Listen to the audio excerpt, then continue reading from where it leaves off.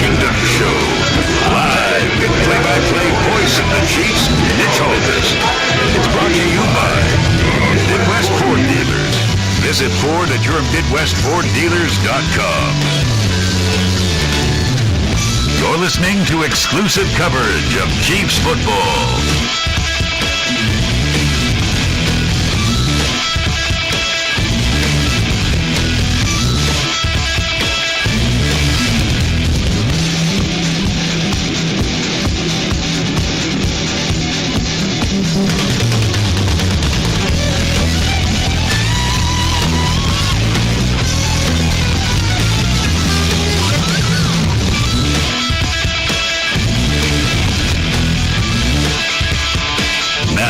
Here's the voice of the Chiefs, Mitch Holtis.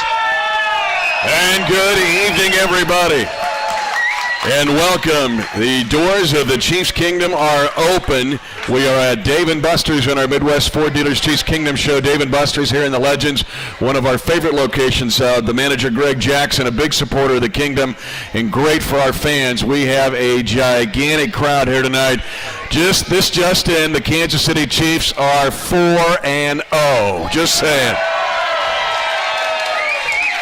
And this score just in, Chiefs 31, the New York Giants 7, a third straight win over the NFC East, and that was huge. You've got it. We've got, again, a great crowd here tonight. The Metcalf Bank geeks are here in the special suite. Metcalf Bank, the official bank of the Kansas City Chiefs. The geeks are here, anchors in many ways of the Kingdom. Snowstorm Sandy leading the way. Also Cindy Lou, who is here. The Queen of Hearts, who's also one of the founders of Reed's Redheads with the geeks, is a subsidiary group. Her parents are here, actually. They came all the way from Damascus, Virginia tonight just for the show. Autograph Geek is here. Sling Blade Geek is here. Weird Wolf and Weird Wife. And Riri Rara here is part of the geeks. Arrow Man is here, of course, now famous. You see his billboards all throughout the Kingdom. And Poofhead Geek is also here. The Irish Brigade is here, featuring Lieutenant Colonel Chris McGowan and the Irish Brigade, who loved that win yesterday. They're all not Chiefs fans, but they grew up Jet fans, so they always love beating the Giants. So they enjoyed that game yesterday. Also, the Taj Mahal tailgaters are here. Susie Bling Bling leading the way there, along with Kent the Cake Baker. Kent the Cake Baker. Also, the Savage listening tonight. He's supposed to be in class, but he's listening tonight in the Kingdom. The Red Hots are here. And the Red Coaters are here. The Red Coaters were great this weekend. It was our alumni weekend as we put Gary Barbeau into our Hall of Fame. And we had a fabulous event on Saturday night with the biggest event we've had yet, with our former players coming back. And Gary in the Hall of Fame, and the Red Coaters were fabulous with that event. Also, Casey Sheff is here with his gang. The Wolverines, who have merged to make Reed's Redheads, are here. X Factor is here. And also here, one of the top barbecue smokers in the entire Chiefs Kingdom. He's also representing Sporting KC, BSC. Kevin Wills here tonight. It's like a Laker game. You never know who's going to show up. And also the Lake Rats, of course. Big Daddy Lake Rat leading the way, Princess Lake Rat, and others. It is a fabulous crowd here tonight. And we celebrate the Chiefs going 4-0 and getting ready to take on the Tennessee Titans in Nashville. There is one thing that's apparent about this team. They are a team in capital letters. Offense helps the defense. Defense helps special teams. Special teams helps the other two groups. And for a team now to go 4-0, but not only be 4-0, it's how they're doing it. In the fourth quarter of 4 games, the Chiefs have outscored their opponents collectively 34-10. That is a case, ladies and gentlemen, of put the hammer down, baby. You've got it. Of course, as always, one of the ancient archaeological relics, that is the Book of Sealed Signatures, signed by hundreds of Chiefs fans when it looked like it was the bleakest in the Kingdom. That will be open when the Chiefs win a postseason game, and that will be a glorious night, just as it is tonight with the Kansas City Chiefs being 4-0. Later on in the show, just very shortly, we're going to hear from Andy Reid from his office at One Arrowhead Drive. But later on in the show, we will hear from a young man who had a catch and run of 34 yards for a touchdown. That was huge in the game against the Giants. Dwayne Bowe is our guest tonight on the Chiefs Kingdom. And we'll talk about Dwayne and his fabulous charity that he's got going on. All right, We'll be joined by Andy Reid when we come back. Again, this is the Chiefs Kingdom Show. Thanks for joining us here at Dave & Buster's. If you're in the area, we still have room for you, and we'll return with Andy Reid after this on the Chiefs Fox Football Radio Network.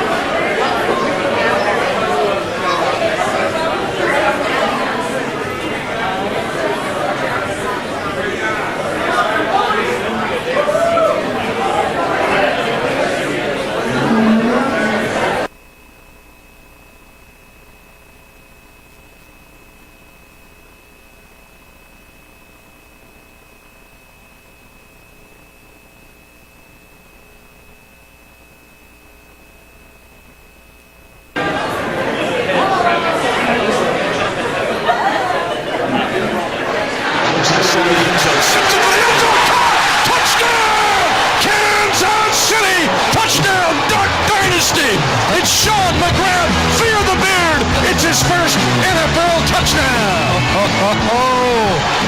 Lenny liked it, so did I. And yes, the beard.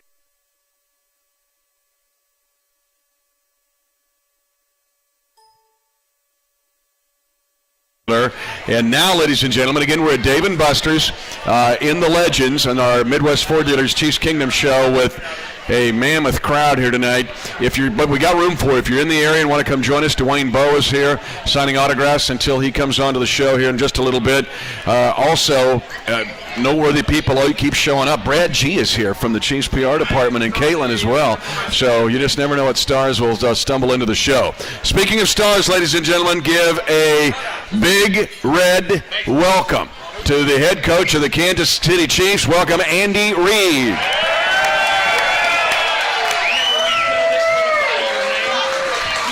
How we doing?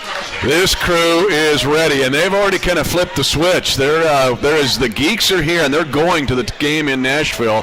So they're following your lead here.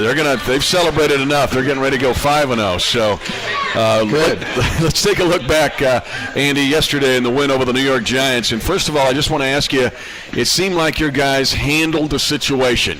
3-0 versus 0-3. People say wounded animal, blah, blah, blah. But what about just kind of taking care of business yesterday to get your fourth win?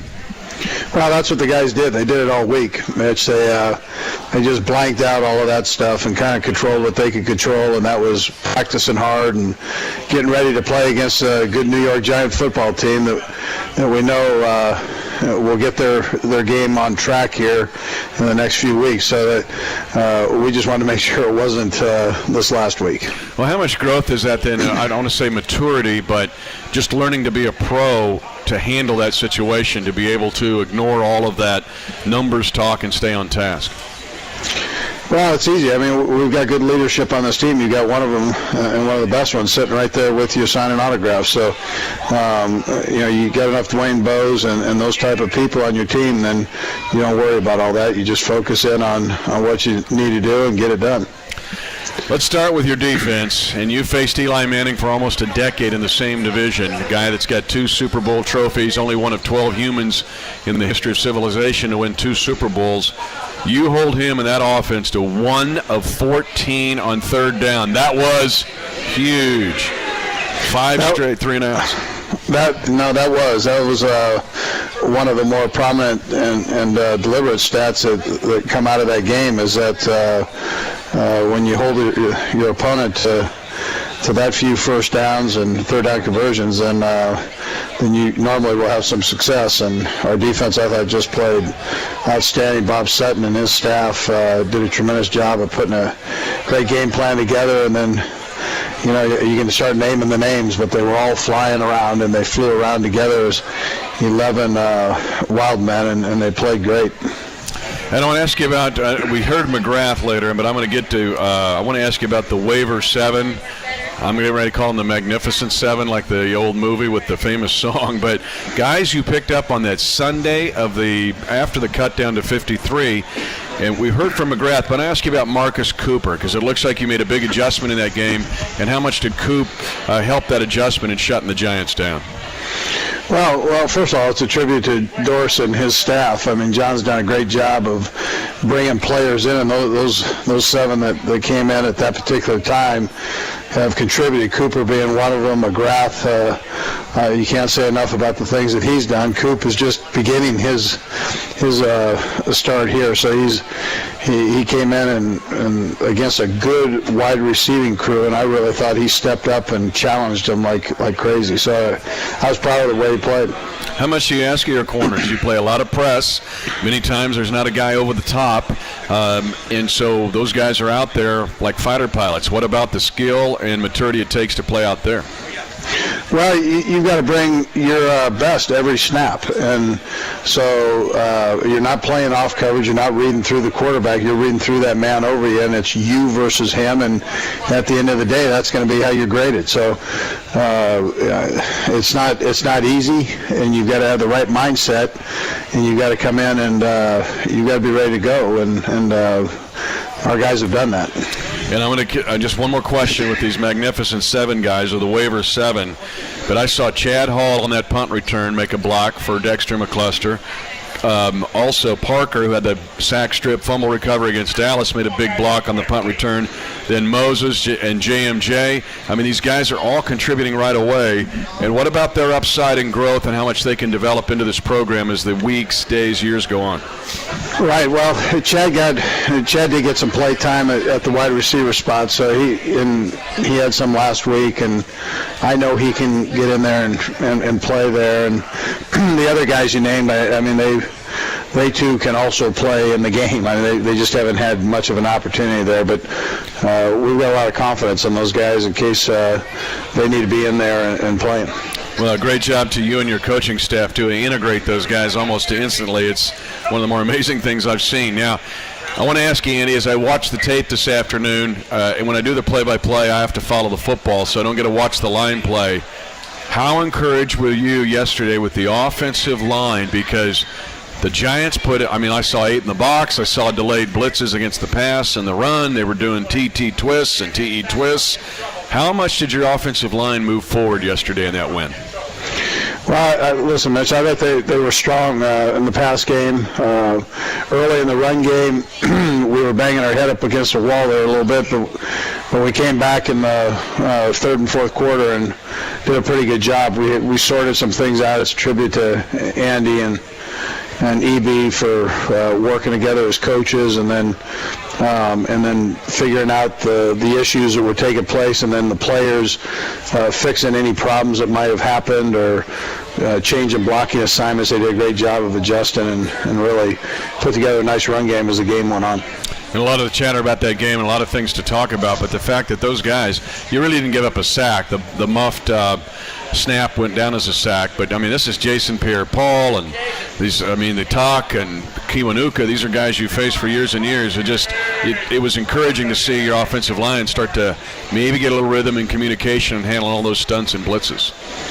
Well, it's true. They're the youngest offensive line in the National Football League, so every snap they get together was a good snap, and I was proud of them. I was proud of them for stepping up and keeping people off of Alex and allowing us to throw the football the way we did. I want to ask you about your big plays. You got some chunk plays yesterday, 6 in this game, including the 24-yard run you alluded to at Charles later in the game in the second half. But what about the ability, and why were you able to get some chunk big plays, 20-plus plays in this game that had been kind of tough to get in the previous 3?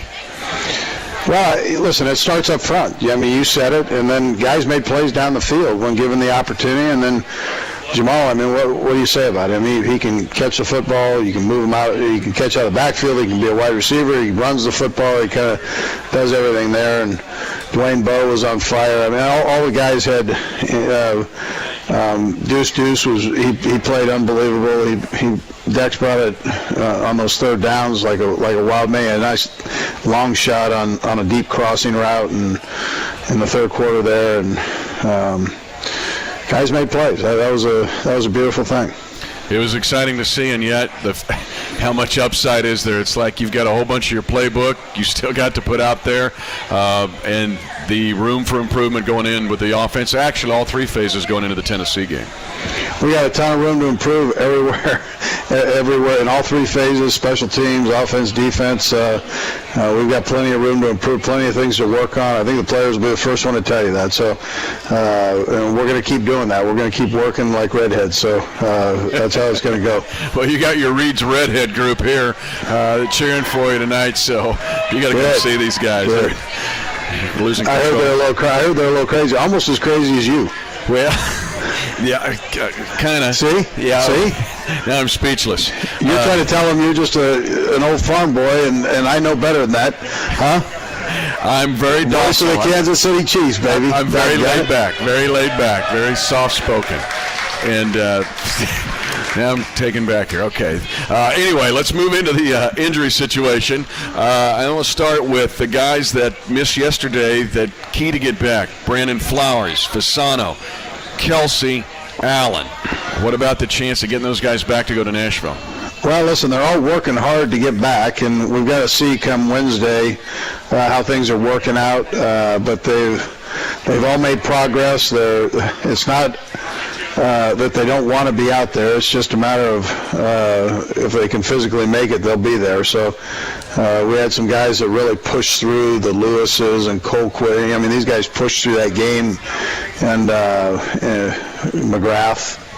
There are a bunch of them that really worked their tail off. They were able to get out there and play, and these other guys want to be there, and it just didn't work out for them. Time ran out, so we'll see how it works this week. Lenny Kendall and I were scrambling up in the booth thinking, okay, now you're going to have suck-up punt. And I was looking up suck-up South Carolina punting numbers and stuff, and yet Colquitt goes back on the field. I guess you don't think of punters being tough, but how tough is that kid? Well, he's wired like a linebacker, man. That's how he is. He's had surgery on that knee and had a couple issues with it over the years, and he just said, you know what? If I can go, I'm going, man. This thing is, they can tape it up. I mean, they literally taped it up, and he says, if I can get out there, I'm out there. I'm saying, all right, we'll just, he's going, nah, I'm punting. So he went out and did a real nice job with it. Donald Stevenson had to play the second half. Fisher went out with a concussion. What about Fish? Listen, Fish, he got kind of hit in the shoulder, which is a good thing. I mean, it kind of grazed his face, man, but most of the shot went right into his shoulder area there, and And so they have a lot of precautionary measures that they take, and I thought our docs did a great job with it. And I'm just happy that it's not there wasn't a big blow to the head. Those are things you put football aside. Those are things that last you your lifetime. You don't want that. So I just I'm excited for this kid. You don't want anything bad to happen to these guys, and this guy is so young right now that you surely don't want that to happen there. It looked like he ran it. Is it the winning play he ran into McGrath when I saw it on tape? Yeah, it was. Yeah, okay. McGrath. Hey, what can you say about him? I mean, you get in his way, it's over. It doesn't matter if you're one of us or one of them. It's over. Huh? Did he run into the beard? It's all in the beard. It's all in the beard. I'm telling you. It's a little top heavy or bottom heavy. Maybe that's it. I don't know if you're into Duck Dynasty, but that dude is a refugee from that show. I'm telling you, he is something else. I got to ask you about a couple big coaching decisions before we let you go. And ladies and gentlemen, how good is it to have Andy Reid on the sideline wearing all that red, the ultimate redhead? Big decision. You decide to challenge. The game is in the balance. 3rd down and 17. Looks like they get 3rd and 17 and a half. You challenge and win the challenge, and McCluster returns the punt on the ensuing punt. What about the decision to challenge and winning that challenge? Well, Dwayne Bowe came up to me and he goes, "Hey, listen, you win, you challenge this and you win. It's Dwayne Bowe burgers for everybody." He said, at right, Dave is that and true? Buster's. At Dave and Buster's. At Dave and Buster's. Is that true? Totally true. Oh, okay. There you go. You heard it here first. Nice deal there. And then, now, listen. Well, the guys the credit really goes to the guys up in the box. They did a phenomenal job. I mean, that was close, and they're going, "We're going to get this thing. I mean, let's just roll with it." And so that's what we did, and we were able to get it. And then what can you say about Dexter's return? I mean, when they start showing yeah, that's right. He deserves every bit of that now. You start showing those on the Sports Center, all these different places where they're counting the number of people that you're all of a sudden you're up to like 6, 7, 8 guys that you've made miss. That's pretty good. It is pretty good. Second decision, Suckup nails a 53-yard field goal. You said no penalty on the Giants. Let's go ahead and take the first down. You ran off 3 minutes and 22 seconds of clock, and you got a 7 instead of a 3. What about that decision? Well, and listen, I joked about Dwayne before, but I'm not joking here. With guys like that, you can do those kind of things, and then you just get it into his hands when needed, and he makes it happen. And there was nobody going to slow him down from scoring.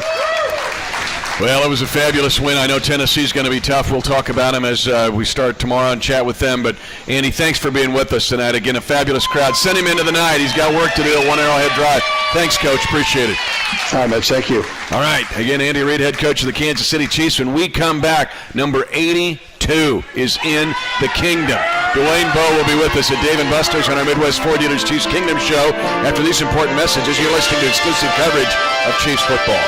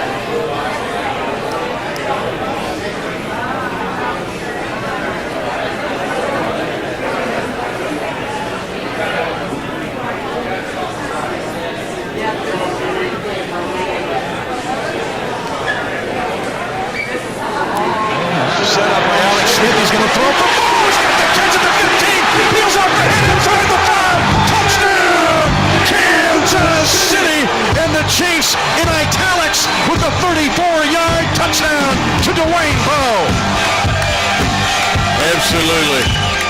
So good to call that name going into the end zone. This is our Midwest Ford Dealers Chiefs Kingdom show. We are live at Dave & Buster's in the Legends. They're the Kansas Speedway. Come and join us if you're in the area. And we're celebrating a win over the New York Giants and getting ready for the Tennessee Titans this week in Nashville. And the Redcoaters are also going to that game along with the Geeks. So we got a bunch of our Kingdom crowd going to that game. Well, in that game, you will see a young man who joins us now for the first time in 5 years on the Chiefs Kingdom show. Please welcome number 82, Dwayne Bowe.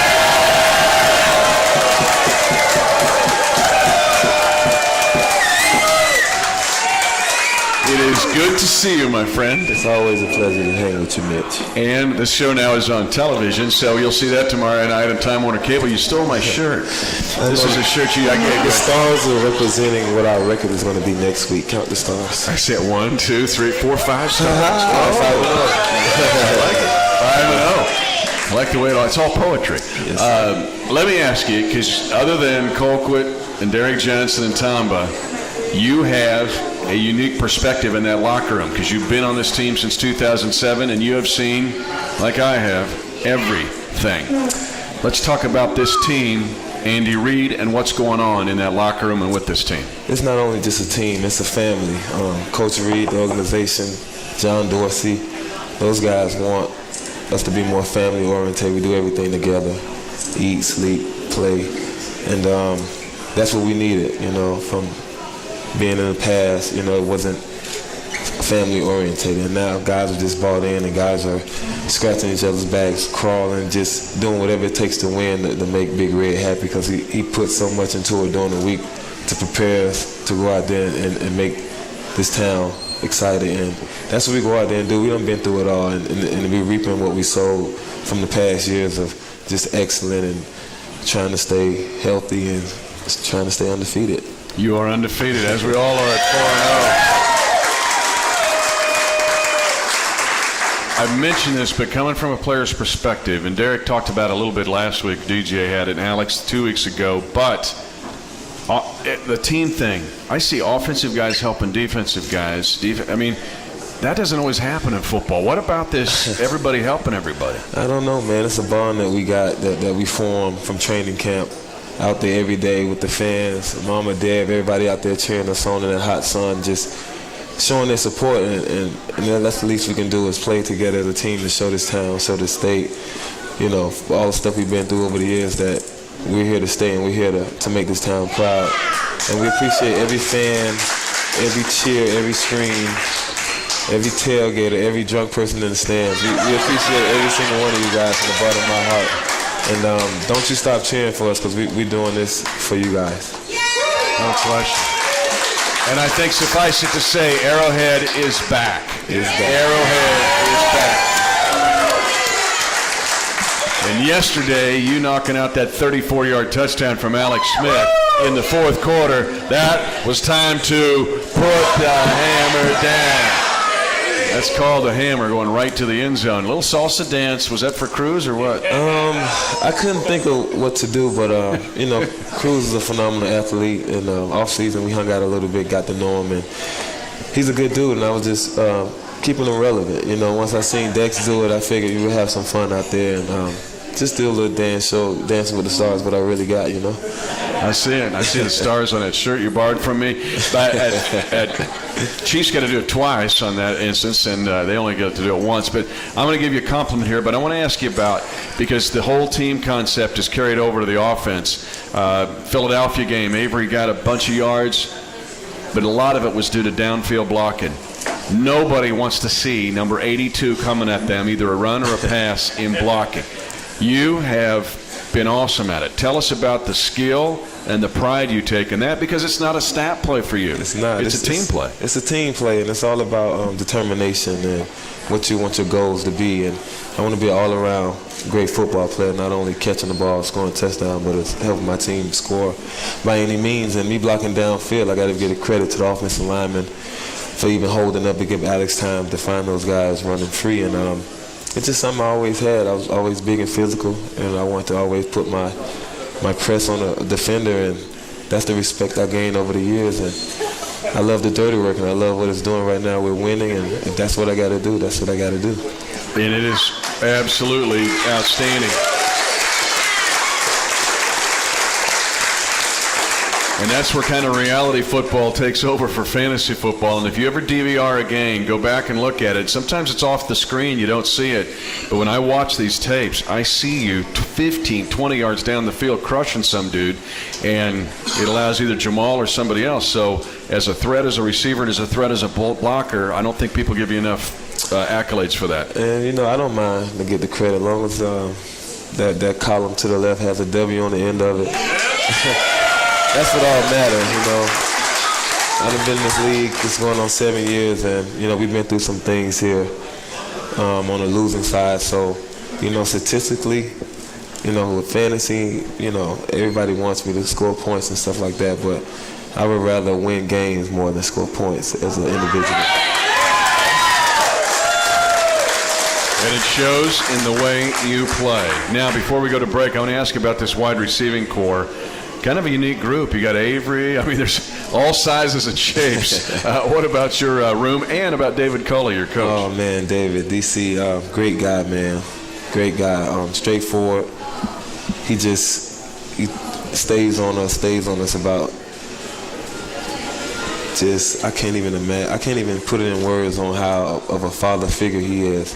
Not only on the field, he came to the house yesterday. We had dinner. He brought his wife and kids, and he seen how I was living. He was like, I see why God has blessed you, and I see how the work that you do on the field and how it pays off. And he's uplifted our room. We got a lot of jokesters in the room, Dex, me, myself. But he brings that straight forward, and he wants the best for us, and that's why we're striving right now. But the thing I get from DC, and I get the same thing from Big Red, is the respect they have. They're leaders of men, are they not? Oh, man, like father figures. And that's what they teach is unity and family, and that's what we're going by. And since we've been under their care, we've been doing good and striving to be number one. And I'm just so thankful that we got Big Red and John Dorsey and what the Hunts have done for this organization and this community. It's pretty amazing. We're going to talk about community when we come back. One other question, and that's Alex Smith. I watch these tapes, man. I go back and look, and I don't appreciate it when I see it live, and then I marvel every week at what he does. What about Alex Smith and what he brings to you guys? Oh, man, that guy's a leader. He's the boss. He's everything you want in a quarterback. When he steps on that field, he demands attention. He demands focus, concentration, and you need a guy like that behind the wheel. And Coach Andy gives him the will all the time to take it to call what he wants, whatever he sees out there. And he's been doing a good job hitting the open receivers, and man, just his presence, talking to the defense, getting the defense right. And that's something we never had in a quarterback that's on both sides of the ball. He wants everybody to be perfect, and I guess that's why we're 4-0. I guess so. That's a big reason. That and number 82. We come back, we'll talk about the Dwayne Bowe Foundation. Actually, there's some raffle tickets available tonight. An incredible cause that Dwayne has through his foundation. Deb's over there selling the raffle tickets. Back with Dwayne Bowe, Dave & Buster's Midwest Ford Dealers Chiefs Kingdom Show. After this on the Chiefs Fox Football Radio Network. Woo!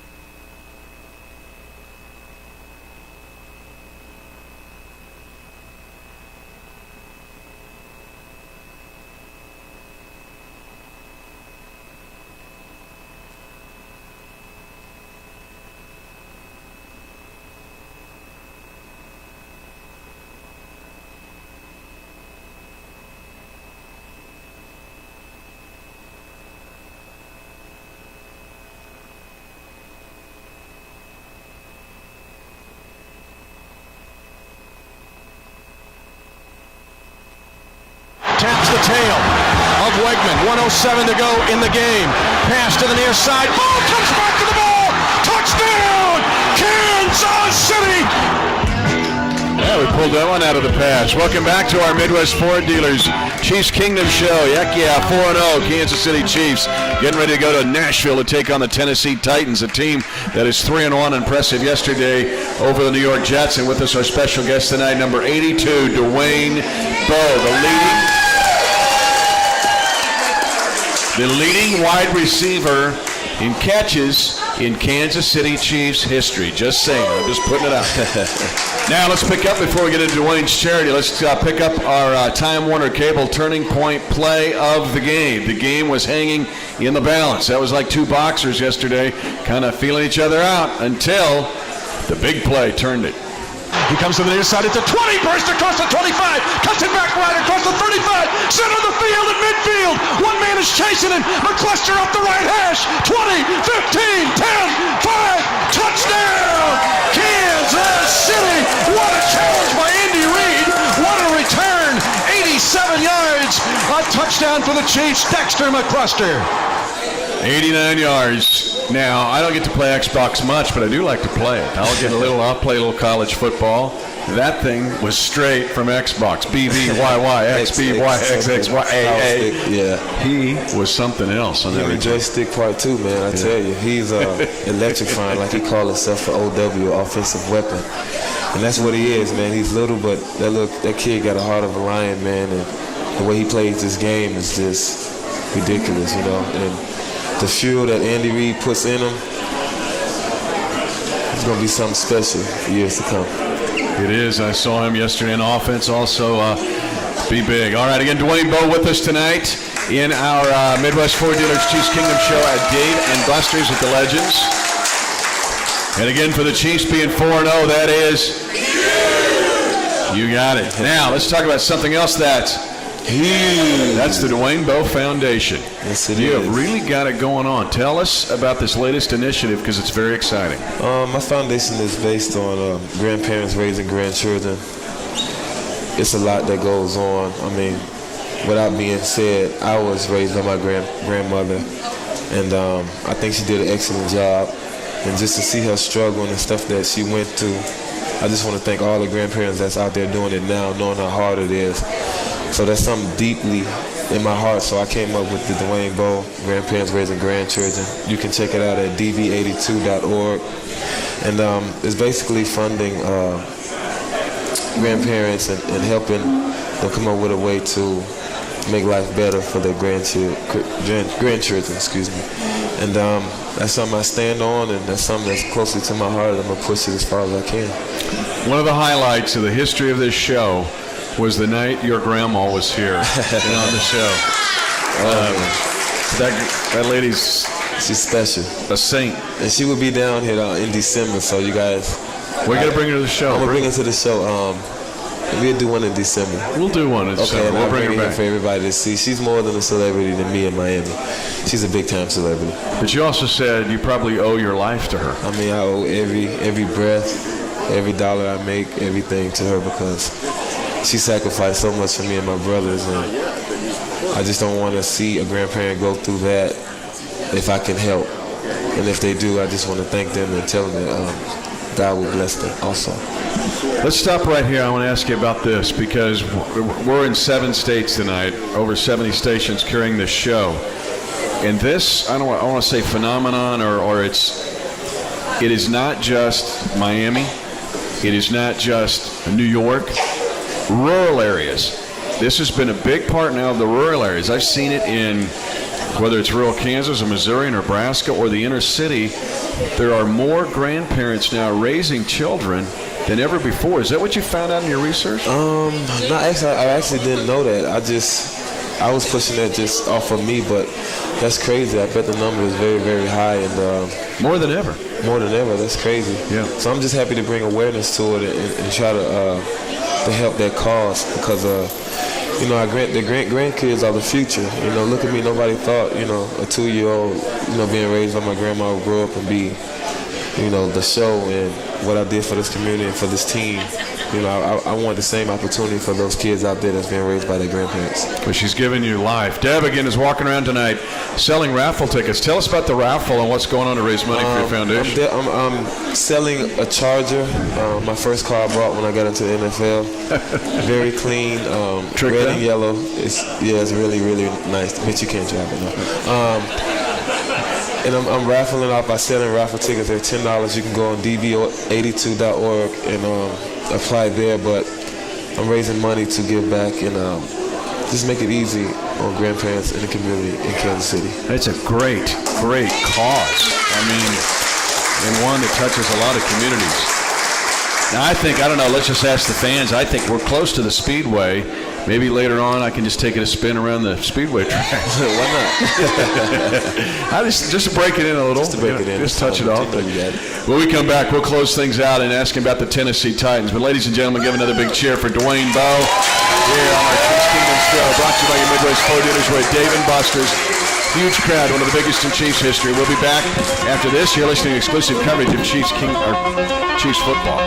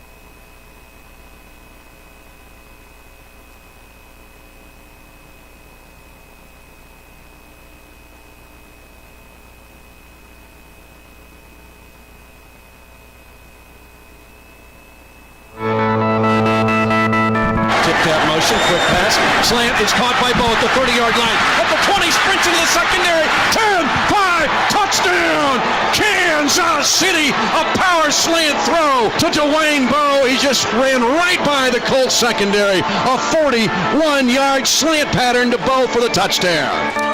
Welcome back. This is our Chiefs Kingdom show, brought to you by your Midwest Ford dealers with Dave & Buster's tonight in the Legends, and a special guest tonight, the guy that has now, 42, I think, career touchdowns, the leading receiver in Kansas City Chiefs history as far as receptions, and getting ready for the Tennessee Titans. One thing we started with Andy in the conversation about being a pro is handling the business. And now at 4-0, handling it, going to Nashville. What about the Titans in this week?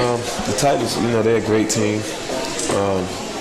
We definitely going to prepare like we're prepared to play the Patriots or a team like that. And, Andy's just stressed on that we can't worry about the next team. We got to worry about the mistakes we make and just trying to better those things. But, their quarterback got hurt, so now we got to figure out who's playing backup quarterback and watch film on them. But, they're a phenomenal team, and we're going to go out there and play our heart out and definitely try to keep this streak going. And Andy's definitely instilled in us that we definitely can't take a load off just because we're 4-0. The target's on our back. Everybody's aiming to play us now. And we just putting our head down and staying grounded. Several former Chiefs on that team. Bernard Pollard's on that team now. Let's see, Rapota Patua 2 is over there, and Jackie Battle's on that team. So you're going to see some of your old teammates. See some old teammates. It's always good when you go play old teammates and go out to dinner with them and catch up with them and see how they're doing. And, those guys was let go here, but when you find another spot in the NFL and you can be able to play at a high altitude, I'm happy for those guys, but it'll be all business on the field when we get there on Sunday. All business. Just so you know, historically, your biggest touchdown play of your career was against the Tennessee Titans. I remember that. So I'm saying it's time to put that aside and put another one in. Rewind and bring out the show back in 07. I'm definitely going to give you guys something to watch. Hold on to your seats, grab your popcorn. It's going down. Boom. And with the rest of your teammates, man, this team is, and a lot of you guys are going to be at the game. There you go. A ton of red in the stands. Every away game we go to, I love to see that red in the stands. We have at least 20 to 30,000 every away game, and I jump up in the stands and take pictures with them. And just the support that we got from Chief Nation and the fans and the community, man, is awesome. You guys don't know how much you guys mean to us in the way that we're playing this game. And we just want to thank you guys again. And being around Dwayne several times at public events, I saw something really cool yesterday because I was down on the field right before I ran to the booth. And right before you went down the tunnel, there were 3 kids. You love kids. Love them. Where did that come from? Man, I always just had a passion for it. Being raised with my grandma and seeing the love that she gave me and to my little brothers. Just going through school and being a public figure that everybody looks up to. It just touches me to touch another kid, to make his day, to make his month, to make his year. And all the kids that I touch, I leave a stain on them, and they want to be like Debo. So that's something I strive for, is to be the best I can be and to be a role model for the kids in the world. Well, you made those kids' day yesterday. It was great to see it. Yep. Hey, going to Tennessee, getting to 5-0. You know what it's time for? It's time to put the hammer down. Dwayne Bowe, ladies and gentlemen, our special guest tonight on the Chiefs Kingdom. Thank you. Thanks to Dwayne. Next week, we go to a different venue. We're going to be at the Jazz Louisiana Kitchen location on State Line, right at the University of Kansas Medical Center. So get ready for a Cajun night. Justin Houston, the Beast, will unleash the Beast. That will be next week on the Chiefs Kingdom show again that will be at Jazz Louisiana Kitchen on State Line, that location near the University of Kansas Medical Center. Special thanks to Andy Reid. Special thanks to Dwayne Bowe. Brad G, awesome. Also, the Drake helping us out tonight. Caitlin from the PR department. Kelly helping us out tonight. Jenna help us out. And join us next week. Absolutely, Deb, help us out tonight. Join us next week on the Chiefs Fox Football Radio Network.